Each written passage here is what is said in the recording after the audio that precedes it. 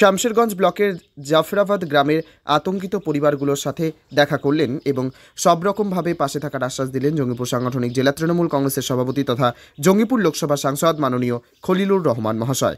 উপস্থিত ছিলেন মুর্শিদাবাদ জেলা পরিষদের সদস্য আনারুল হক বিপ্লব মহাশয়।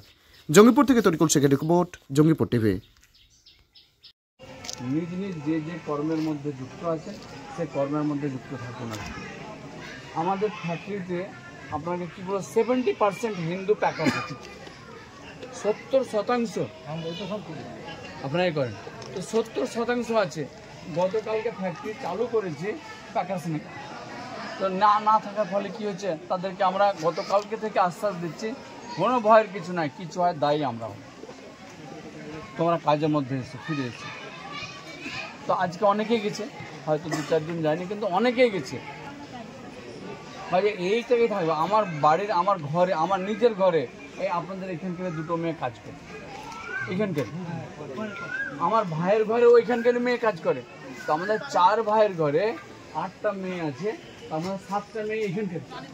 হ্যাঁ, এখানকার আমাদের কখনো উঁচু গলায় তাদের সঙ্গে কথা বলে না, উঁচু গলা শুনতেও পাবে না। কাজে কোনো চিন্তা নাই, আমরা পাশে আছি। যে নিজ নিজ গৃহে থাকেন, আরামসে নিজেরা নিজের কাজ করুন, কোনো অসুবিধা হলে বলবেন, আপনাদের পাশে